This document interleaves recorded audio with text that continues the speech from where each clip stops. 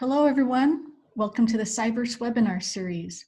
I'm Tina Lee, CyVerse's User Engagement Officer. Today's webinar is on PhytoOracle, leveraging CyVerse, container technology, and open source tools for phenomic data processing, presented by 4 members of the PhytoOracle team. For those of you who are new to CyVerse, we are a cyber infrastructure project funded by the U.S. National Science Foundation, and we offer these free webinars to fulfill a key part of our mission, which is to train scientists on how to use CyVerse and its computational resources. First, I'll take care of a little quick housekeeping before we start the webinar. Today's presentation is approximately 30 minutes. Please mute your audio, but do open the Zoom chat window where you can type questions for the PhytoOracle team members to answer after their presentation is over. The webinar recording will be posted on our website by Monday for you to review at any time. Besides these webinars, CyVerse offers other virtual training events, and all of our learning materials are also online. So please be sure to visit our website to find out what kinds of resources and teaching and learning opportunities we can offer you. And now I'm pleased to introduce our 4 presenters. First up is Michele Cosi, a second-year doctoral student at the University of Arizona who works under Dr. Eric Lyons, a co-PI of the PhytoOracle project. Michele's contributions to PhytoOracle include development of a scalability infrastructure and processing infrared data. Next will be Ariyan Zarei, who is currently pursuing his PhD in computer science, also at the University of Arizona. Ariyan is helping to design the machine learning, computer vision, and statistical models for geocorrection and stitching of the high-resolution RGB image data. Following Ariyan will be Emmanuel Gonzalez, also a graduate student here at the U of A, who works in the lab of Dr. Duke Pauly, another co-PI on the PhytoOracle project. Emmanuel is responsible for developing open source code and distributed pipelines focusing on understanding plant growth dynamics. And capping off the webinar will be Travis Simmons, an undergraduate biology major at the College of Coastal Georgia. As part of the PhytoOracle team, Travis's contribution is the development of a distance-based coordinate matching algorithm for tracking plant growth over time. We welcome the PhytoOracle team and even some of their family who've joined us today. Thank you very much, Tina, for the nice introduction, and welcome everybody.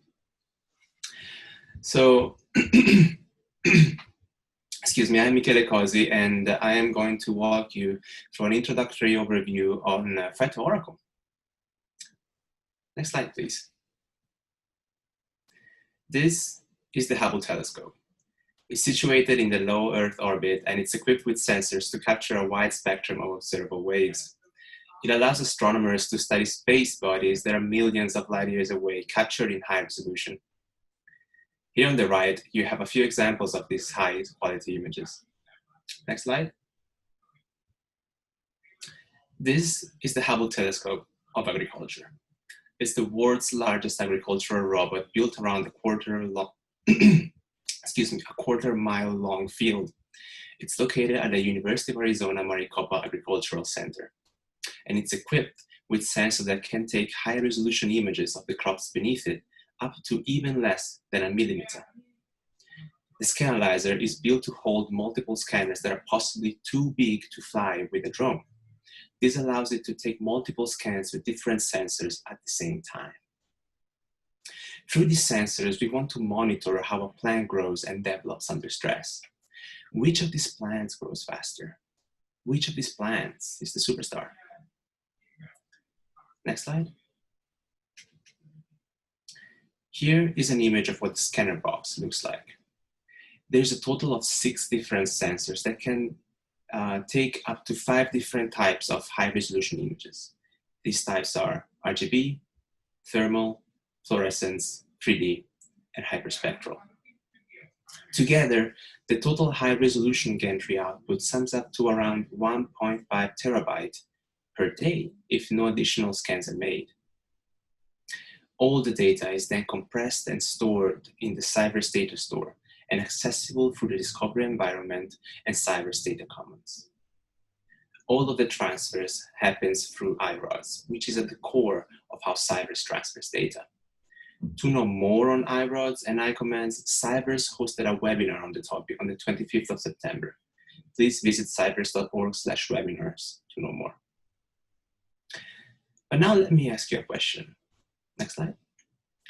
How much time would it take to process a single day worth of RGB data, around 550 gigabytes, on a 4-core regular lab computer? What about a full season, around 90 days long? So we did a little bit of math, and it turns out that it takes around 225 days for a single day scan and 55 years for a full season. But how do we get around that? How do we scale up our processing? We have made PhytoOracle. PhytoOracle is a series of pipelines that allow us to scale processing power while cutting down processing time. It is based on CC Tools WorkQ, a software developed by the Thane team at the University of Notre Dame. WorkQ uses a 4-man worker framework to distribute work between a main node and multiple worker nodes, increasing processing. You can see here a schematic of how PhytoOracle works. The user connects to the main node on a high-performance computer, HPC for short, where the data is downloaded using iRods. The main node then distributes data to worker nodes to be processed. The more the workers, the faster the processing. Data is then transferred back to the main node, which compresses the data and sends it back to CyVerse using iRods. The user can then access not only the final data set, but also all the intermediate data generated from PhytoOracle through CyVerse using iRods. So let's go back to the question. How much time would it take PhytoOracle to process a single day worth of RGB data? And what about a season? Well, it only takes us 4 hours for a single day scan and 6 days for a full 90-day long season. So let's look at how the PhytoOracle pipelines work and their workflow. So all PhytoOracle pipelines follow one general simple workflow. Raw images are downloaded. Then the GPS coordinates are corrected according to the metadata. The images are then stitched together, forming a full-field orthomosaic. From the orthomosaic, agricultural plots are clipped. These plots are then separated by plant genotype. Finally, data is quantified as here in the example. For more information, Emmanuel will later go into more detail on each specific step. It is very important to say that these pipelines are possible thanks to 2 different pieces of software, Docker and Singularity. All of our code is containerized in Docker containers that can be executed from anywhere. We then use Singularity to run these containers on the HPC. Next slide. The quantified phenotypes in combination with genomic data open door to a variety of possibilities. Genome-wide association studies, or GWAS for short, can be performed to find putative QTLs related to a specific stressor. RNA-seq, if RNA data was collected during the season, can be carried out in order to find differentially expressed genes.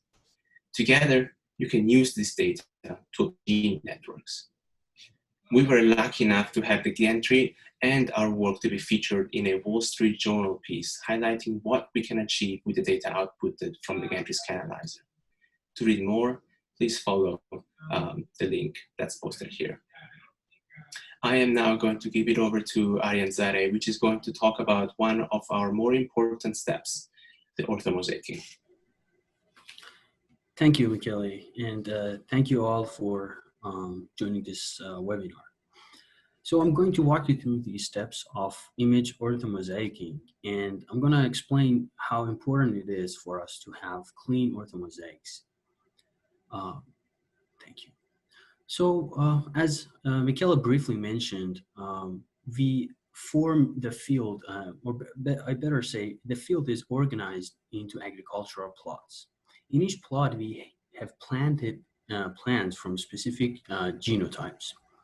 And what we're looking for here in this project is first to track individual plants through time and measure the different phenotypes. And also, we would like to see how what is the relation between the genotypes and phenotypes, and we want to find all those correlations.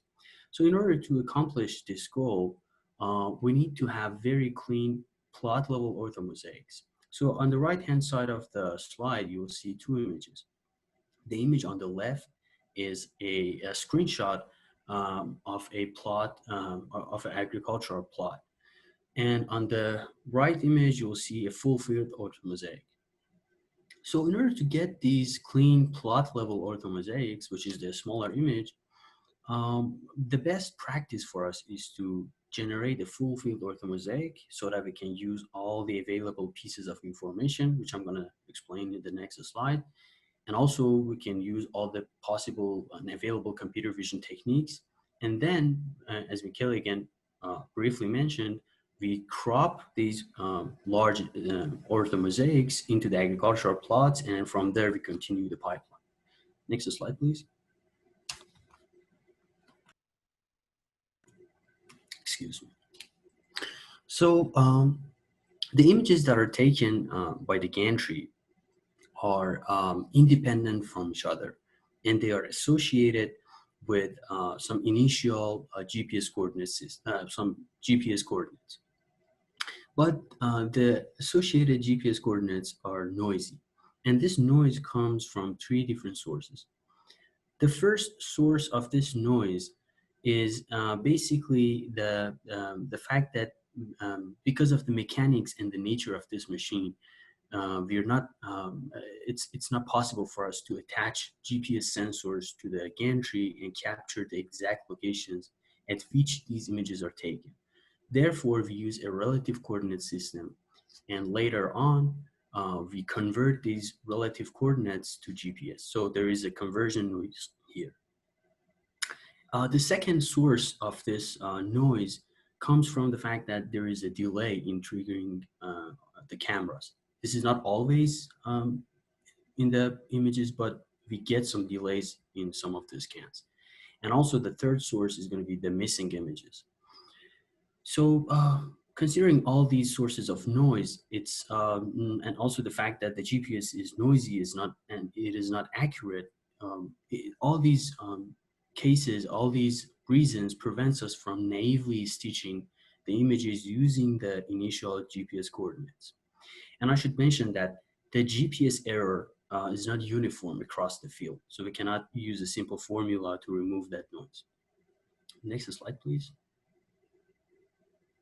Okay, so we are really dealing with a larger scale image stitching scenario. So we cannot do a magic and remove the noise. So we need to do an image stitching algorithm. We need to implement it, and we need to run that over a large scale problem. So as Michele mentioned, we are dealing with thousands of images, and to give you a number, each scan on average contains between 7,000 to 9,000 images, each RGB scan. So it's really a larger scale image stitching problem. So in computer vision, when it comes to image stitching in larger scale, one of the challenges that we will encounter is the challenge of having drift and inconsistent orthomosaic. So if you imagine that you want to stitch these images, you start from one corner of the field and add images together, stitch them together. And if you make a single small mistake during this process, this error can propagate in, throughout the scan, throughout the orthomosaic, and we can get a very bad final orthomosaic. So it's really important to avoid any drifts. So the solution for us is to use all available pieces of information that we have and use all of them all together at the same time and solve for the GPS coordinates of the corners of the images. So one of the most important sources of information that we have are these white leads, white bucket leads that you see in the picture. We call them ground control points, or GCP. We happen to know the exact coordinate system, the exact GPS coordinates of the center of these white leads, and we scatter these white lists throughout the field. So we can find the images that contain these white buckets, and we can anchor them in the known location. This is one source of information. Another piece of information that we have are the actual noisy GPS coordinates of the images. So we can use them as some sort of prior knowledge. And I should mention that after geocorrecting the images, they don't move too much from their initial location. So we can, again, use them as some sort of information. And most importantly, the contents of the images, they tell us how to stitch them together. So we put everything together and proceed. Can you go to the next slide? Thank you. So here in this diagram, you'll see a high-level explanation of this stitching method. So the first step for us would be to read the GPS, or I better say the initial GPS coordinates from the geotiff tags. Excuse me. These geotiff tags are a piece of metadata associated with all the images that we have. So we read those GPS coordinates, and then we extract the visual features from within the images. So these visual features are actually points and locations within the image, and we believe that those points are visually important. They are distinct visual features. And next step would be using these points, matching them together, and calculating the geometric relation between the images according to these matches. We call these estimating a transformation between the images. And the next step would be finding the images that they contain those white GCP lids, and finding the location of the lid within the image and anchoring that image in its known location. And finally, we put together all these pieces of information and we solve for the corrected new GPS coordinates associated with the corners of the images. And finally, we save the GPS coordinates again as geotiff tags within the images, and we proceed to the next step of the pipeline. I should say that at this point, we can take those new GPS coordinates and naively stitch them together using softwares like GDAL. Next slide, please. Thank you. So the problems that we have addressed here should be considered really important. So first I should mention this, that we had many attempts to stitch these images using commercial softwares, and all of them basically failed. They weren't able to stitch these images perfectly. And the reason for that is the fact that we have very low amount of overlap between the images. And within that overlapping region, we get very few distinct visual features. And that makes the image stitching and feature matching very difficult. This is where the drift happens. If we can put everything together and run the algorithm, we get very clean and great results. So on the right side of the slide, you'll see two images. On the bottom, we naively stitched the images using the initial GPS coordinates. And as you can see, the lattices are cut in half. They're not aligned perfectly. And simply, we cannot use these data to track individual plants or to measure phenotypes such as canopy cover and etc. So after we geocorrect the coordinates, we get the results as you can see in the above screenshot. So despite having that illumination difference, we can see that the lattices are perfectly lined up and everything is clean. And now the scientists can use this information and basically measure different phenotypes and do the real science. So so we can say that we have a very important impact on the rest of the pipeline. So you can go to the next slide, please. Perfect. So in this slide, you'll see three different scenarios, the results of three different scenarios of these image stitching. On the right, you can see that we have this scenario in which the shadow of the camera box or the shadow of the gantry is present in parts of all the images. And despite having that illumination difference and that shadow, the algorithm get to stitch the images perfectly. And if you zoom in, you'll see that all the images and all the lattices are lined up perfectly. And by the way, we're gonna provide you the link to all these full field orthomosaic so that you can go there and see the results yourself. In the center, you'll see a scenario in which parts of the field are, a shadow is present in parts of the field, and that is due possibly to a cloud just passing over the field. And again, you see that the algorithm is doing a great job despite having that difference in the illumination. And on the left, you'll see an example of the almost final days of the growth, and everything, as you see, is lining up pretty well, and we can use these information in the rest of the pipeline. Can you go to the next slide?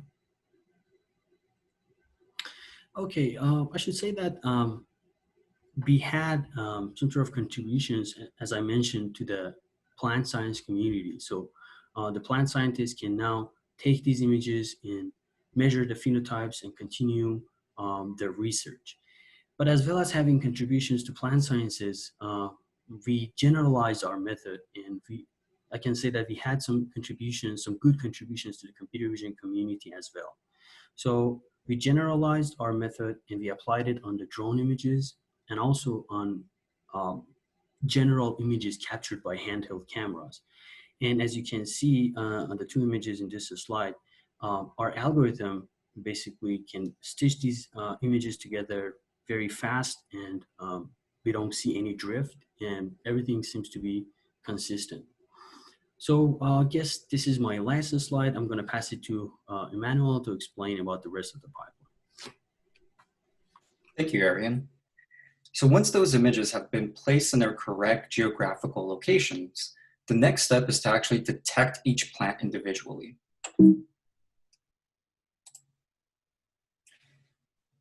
So as you will see in this video, the scale that we're dealing with is actually quite astronomical, right? For any given season, we have 20 to 30,000 individual plants in our field. And keep in mind that in phenomics, data collection is actually quite simple and cheap. However, the extraction of phenotypes is quite difficult. Being able to track each individual plant and extract phenotypes from that is exactly what our pipeline tries to address. So how do we actually do this? So we leverage Foss, or free and open source software, in order to detect individual lattices. Now, we use Foss because it provides a level of robustness, flexibility, and modularity that is unparalleled. The most important benefit here is that other researchers can leverage our code. And this is due to the fact that we have everything containerized, as Michele mentioned. Our code is openly available to anyone on GitHub, and it's all within its own computing environment, meaning that researchers don't have to worry about downloading dependencies and making sure that there are no conflicts. Everything just runs. And it runs on the HPC. It can also run on a lab server. It can also run on a regular computer. For our particular use case, we aim to collect geocoordinates for each individual plant. And to do this, we leverage machine learning. Off to the right-hand side of my screen, you can see two images. Each red dot represents a lettuce within our field. If we zoom in closer, you can see that each dot corresponds to the center of every plant. Now, it's not only these center coordinates that we collect, it's also the bounding boxes. And those bounding boxes then give us the information that we need to track these plants throughout our other data sets. So just to give you a better idea of how all of this is working, I want to walk you through our stereo RGB workflow. So step number 1 is a conversion of bin files to GeoTIFF files. Step number 2 is geocoordinate correction. Step number 3 is clipping images to their agricultural plots. And finally, individual plant detection. Now, each one of these steps is running through a tool called Makeflow, which was developed by CC Tools. And I like to think of Makeflow as a recipe. So think about baking a cake, right? You have a recipe that specifies your inputs, for example, flour, eggs, and oil. And you also have to specify your output, right? X amount of cake. And that's similar to what's going on here. We specify our inputs, the 9,000 different images, and we specify our outputs, plot clipped images, full field orthomosaics, and this allows us to accurately collect all of the outputs that we need. Now, I want to zoom in further and explain every single step in detail. So recall that step number 1 is that conversion of bin files to GeoTIFF files.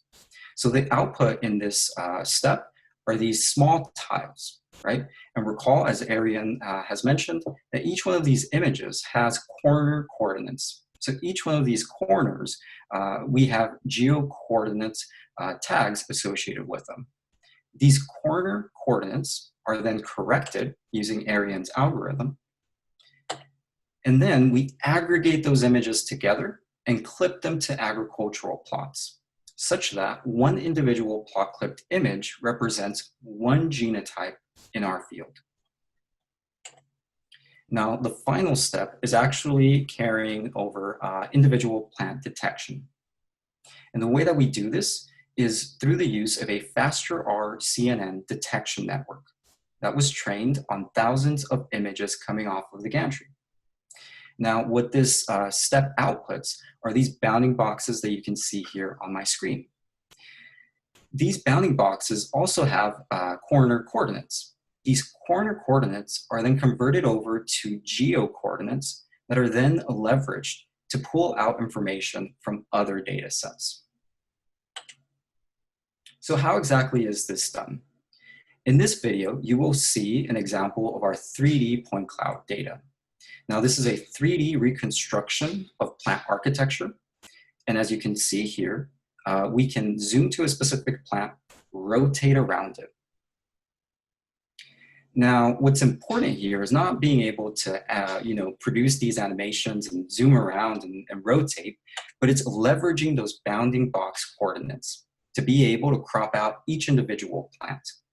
Now, once we have done that, we can then collect diverse phenotypes ranging from plant height to bounding volume to leaf area and leaf angle, among other phenotypes. Now, I should note that it's not only important to track one plant throughout one scan, but it's also important to track one plant throughout all of our scan dates. So now I will pass it over to Travis, who will explain to us how exactly that part is done. Hey, thank you, Emmanuel. All right, you can go ahead and get the next slide. So all these guys have done such tremendous work getting us to a place where we have single plant identification for each scan. And I've been focused on relating each of these identifications to one another throughout the whole season. So why do we want to track the plants, right? This project is centered around identifying dynamic genotypic differences such as growth rate, temperature regulation over time, and other morphological changes. In order to do this, we need to not only know that the plant on the left there at the start of the season is the plant on the right at the end of the season, but we also need to know that every time this plant we need to know that it's the same plant every time the Gantry snaps a picture of it. And since we have 30,000 plants in our field to track, this gets complicated. So complicated, in fact, that full field individual plant tracking on this scale has never been done before. You can go ahead to the next slide. To show just how large of a data set we're talking about, this is just 5 days of identification over a small portion of our field. Each dot has about 5 dots under it, with each dot holding all the metadata for each identification. This data includes things like the plant's area on the day of that identification. And if we zoom in, next slide, Manuel. Thank you. Now you can see those 5 identifications I just mentioned on the left. But the problem is that right now they're unrelated to each other. That is that there is nothing to tell me that all those measurements on top of one of those plants relates to that same plant. If we look to the right, this will be a representation of the ideal tracking scenario. We now have a unique identifier attached to every day of identification, relating all measurements of a given plant to one another. So how did we get there? Go to the next slide, please. So we've taken a few approaches to plant tracking. The initial way was to think of each identification as a vertex on a graph using latitude and longitude to plot it. We'll then plot 2 days of identification at a time, and then pair each day one vertice with the closest vertice from day 2. And you see this visualized in the GIF on the right-hand side. We also encoded some rules. So it had to be the same genotype, had to be the nearest vertice, and we also had a maximum distance parameter, so it didn't allow us to accidentally match plants from all the way across the different sides of the field. There was also a number of problems with this. First was there was a tedious pairwise matching, which means you could only feed in 2 identification data sets at the same time. So you'd have to feed in day 1, then day 2, then day 2, then day 3, then day 3, then day 4, and this type of pattern for the entire season. And since we have a ton of scans per season, this took a lot of time. There were also some serious bottlenecks with the amount of points we could feed in at one time.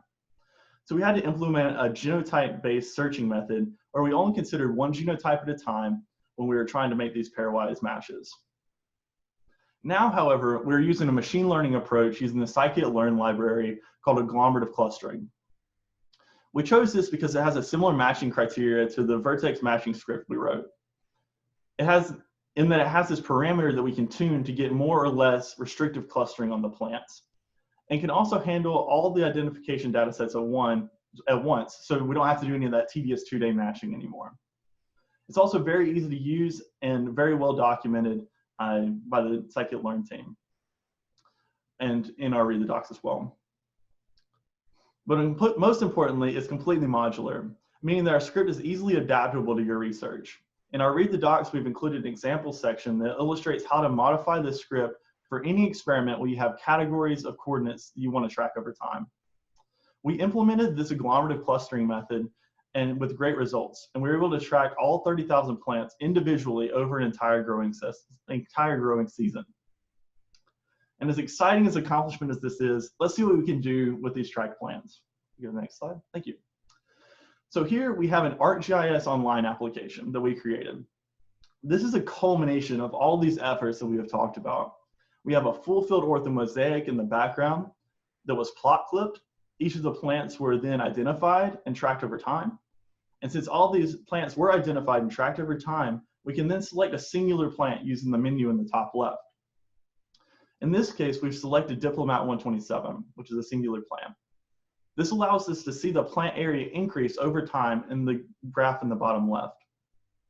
We can select any plant in the field and easily and reliably view this growth chart or pull out any of this data. Just to reiterate, having tracked plants over the entire growing season will allow us to not only pick out various phenotypes in the RGB images, but also phenotypes from the other data. It will also let us easily do one of my favorite things in the world, which is watch plants grow, right? You can imagine through the use of other available software, being able to track plants like this in a greenhouse quite easily. But this plant tracking task gets so much more difficult when you take these plants outdoors, where the environmental parameters such as significant and inconsistent shadowing, like Ariyan mentioned, prevents the use of thresholding code. Now, imagine not only doing this outside, but doing this outside for 30,000 plants at one time over the entire growing season.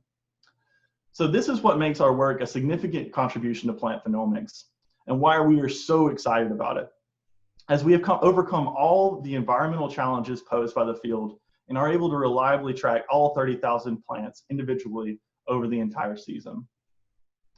Thank you so much for your time today. Now I'm going to hand it back over to Michele for some closing remarks. We want to thank you all for listening and the organizers for hosting us. Thank you very much, Tina. We want to acknowledge the rest of the team and the work that they have done. We thank Jeffrey Demiville and Bob Strand for looking after and running the Gantry, Dr. Nathan Handler, Holly Ellingson for helping with the data processing, Sean Davey, Tom Edgin, and Andy Edmonds for the iRods troubleshooting. We also thank the team at the University of Notre Dame, Dr. Stain and Dr. Benjamin for their work on CC tools. And finally, we want to thank our PIs, Dr. Duke Paula and Dr. Eric Lyons, for their support and leadership. We finally want to close by giving you links to our public repositories and documentation, as well as links to showcase the data generated from the Gantry. For documentation, containers, and workflows, visit our Read the Docs and GitHub pages, first and second. Here you'll find information on how PhytoOracle works and the means to contact us, different means to contact us. For raw and processed data, visit our data commons. And lastly, visit our BScan ArcGIS maps to view full field orthomosaics and watch plants grow over time. Once again, thank you, and we'll open the floor to questions if there are any. Thank you very much. Good job, team. Thank you so much. I don't see any questions yet, but one of my questions, well, maybe people think of things that you've covered that they might have a question on, is you are a virtual team spread out between Arizona and Georgia. How did you manage to coordinate and collaborate on something so complex where you clearly each had roles, but you had to collaborate and coordinate? Because I think that's an interesting piece for this project too, that you didn't really cover, but I'm interested in that, of course. Yeah, thank you for your question, Tina. So it was like a variety of back and forth Slack messages and constant Zoom meetings to keep everyone informed, right, as to what everyone was doing and to make sure that we were all doing so collaboratively, right? Because in a large project like this one, it's really important that we're as effective as possible and that one person is handling one task and the next isn't doing the same thing. So if the team has anything else to add. Definitely having a schedule is very important. Meeting multiple times a week on selected days helps all keep track of what we are doing and where the project is going, really. Right. I imagine, open source tools like GitHub are very important for that, for, version control and all of that. So good job. Being a virtual team myself, or teammate myself, it's a challenge, especially during the pandemic. So there are some questions. I'm going to take them now. Could these scripts be used for small structures such as seeds? Right now, the scripts are built to take data from the Gantry, but if you go into the Read the Docs and GitHub repositories, you can contact us, and we can help you with restructuring the way that these different containers work to best fit your work. And one other thing to note is that if you already have computational code, we can also help you in containerizing that and getting it integrated into our make flow. Because ultimately, our pipeline is kind of like a plug and play, right? You can either bring your own container or mix and match our own containers that we have on our PhytoOracle website. So I would say it's definitely possible, and it's something that we can help you out with. Wow, I think that's fabulous, you guys. I noticed that some plants are located slightly out of the row. How does this complicate the localization and tracking of individuals? Yeah, that's a great question. So given, right, the dynamic growth of plants, given those plot boundaries as well, it's very difficult when a plant grows outside of that. Right. So one of the things that we've done is whenever we know that a given plant lies outside of the plot boundaries, we completely disregard that from our analysis. Because if we're missing a part of the plant, then our plant area would be reduced, right? So we're definitely cautious as to when those types of things happen. Okay. But also it does, however, since Ariyan's algorithm does stitch the whole field together, it is possible for ones that are not just off center but still in the plant boundary to still be identified. Okay. Next question. We will be interested in implementing this to monitor pathogen seed infection. Would that be possible? What do you think? Yeah, definitely. This would be similar to the other question about seeds. If you bring your own code, we could definitely help you get that containerized and make our workflow template work for you. Great. Next question. Do you consider normalization / correction of image illumination, perhaps with measurements of downwelling light? That's a great question. Yes, we do. We take a couple pre-processing steps. One of them is histogram equalization. The other one is downscaling the images because using them at a high scale, the highest scale, is going to introduce some problems since we get a lot of features that are not distinct from one another. And yeah, basically we do those steps. Okay. Next question, did you explore any Foss mapping tools other than ArcGIS? Yeah, so we've used other like Python libraries to try to allow us to, map all of our points. We've used Plotly and a bunch of other libraries as well. With ArcGIS, however, it's quite simple to generate maps, and not only to generate them for our group, but also to be able to share those with other people. So if you have some libraries that you would recommend, please share that in the notes, and we would love to take a look at them. Another comment and question, very impressive. How often does this installation typically image the same plant or part of the plot to study plant growth? Multiple times a day, once a few days per week? Yeah, so this depends on the actual data. So for example, in a given week, we kind of alternate between sensors. So it could be like RGB on one day, as well as PS2, and then the next day it might be hyperspectral. But in general, we would collect multiple scans of one given sensor throughout the week. And by multiple, I mean ranging from, so for RGB, we would have about 3 scans per week. For hyperspectral, it's a little bit less because that data set is very large. So yes, it's a continual thing, as well as dependent on the crop that we're actually growing, right? So this is where Jeffrey comes in, and since he's a gantry operator, he has a very nice plan as to how this scanning is going to occur. Okay, another question. Can these scripts be developed to drone data as well as data from the gantry? Absolutely. Okay. Absolutely, yes. We have actually tested a lot of our pipelines on drone data prior to actually applying it on the gantry. So yes, absolutely. I have a feeling you guys are going to be really inundated with some email after this. Next question. Can we integrate your PhytoOracle workflow with IoT devices? I suppose GPS sensor data would be needed. Examples from other data sets would be useful, especially as a phenomics teaching resource. Excuse me, can you please define IoT? It's called Internet of Things. Okay. Yeah, small devices with access to internet. Yeah, I mean, that could be possible, but as you mentioned in your question, GPS information is definitely necessary. And this is because all of the downstream containers are really focused in on being able to track individual objects, whatever crop you're growing, in terms of geographical coordinates. However, I mean, Ariyan has done work in which, you can stitch an image together without geocoordinates. So I'll let him explain that a little bit more in detail.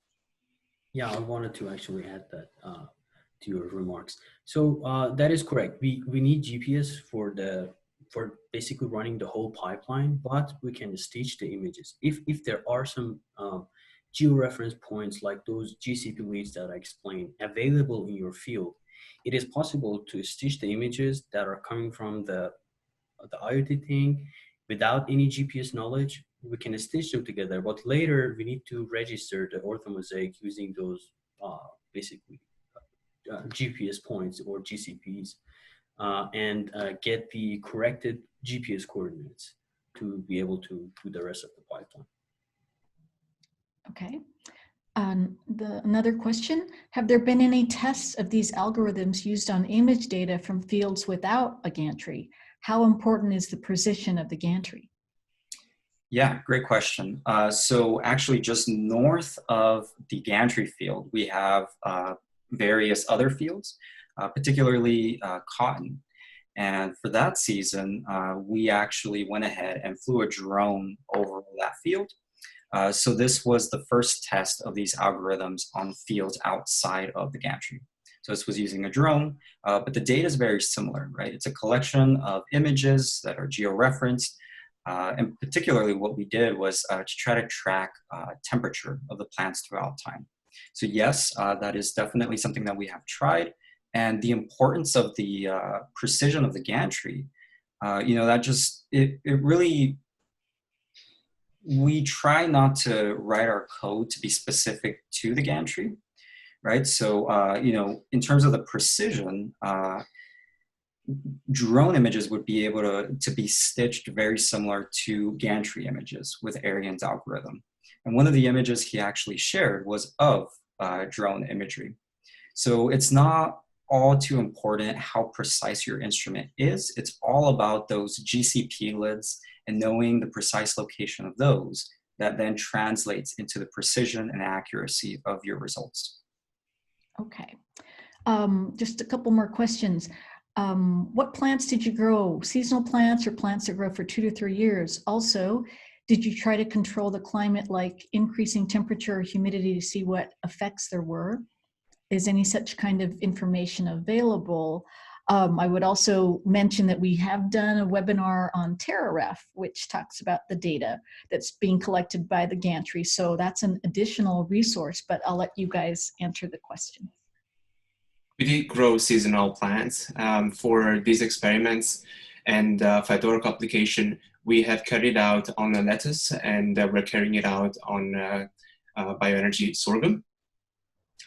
And yes, we do control the climate. We apply water limited stress using our irrigation methods, and therefore we try to look at how this affects the plant growth overall.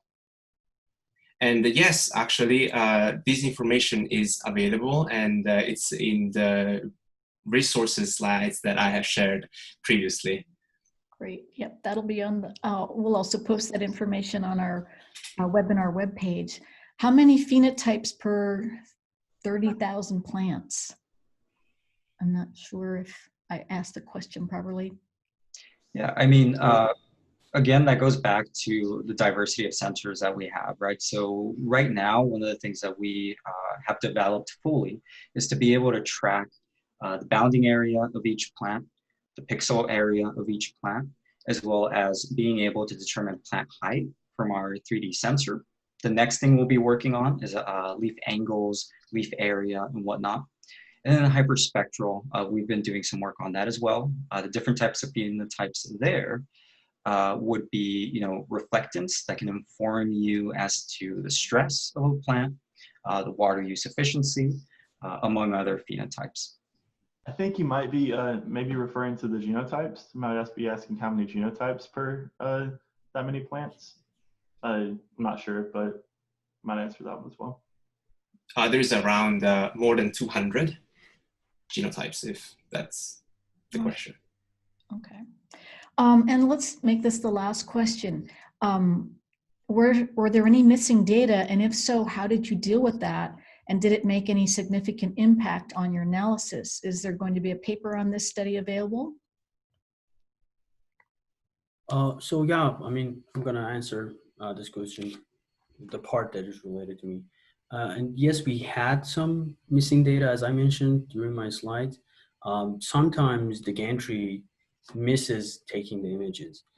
And actually that doesn't have any adverse effect on the analyses. I mean, obviously we miss some plants in that region, but the whole orthomosaicing and tracking the plants, and thanks to Travis, tracking the plants, again, is going to be not a problem if we get some of the plants missing. So yeah, there's no problem with that. And about a paper, we recently submitted a paper to a venue, and it's under review. And I should also mention that I need to thank my advisor, Professor Kovis Barnard, because of all his great support and great help in developing this stitching algorithm. There will also be a paper focused on PhytoOracle itself as a pipeline, and that should be coming out shortly as well. Excellent, excellent. Okay, well, any final words of wisdom from you, Oracle team? Otherwise, thanks so much for sharing with our community how you've been building this scalable workflow manager and how to start using it in finding stuff in CyVerse. As I mentioned, we'll be posting this video on our website, and you can also find there 40 plus more other CyVerse webinars on various topics ranging from containers to manipulating genomics data to best practices for data management. Please join us in 2 weeks, December 4th, for our final webinar of 2020. CyVerse's very own Jason Williams will be presenting a step-by-step tutorial he's written on RNA-seq analysis using Callisto in CyVerse. So for more information and registration, head to our website on that webinars page, and we'll see everyone back here hopefully in 2 weeks. Stay well. Thank you, gentlemen. Thank you, Thank you everyone for joining. and thank you, everyone. Thank you.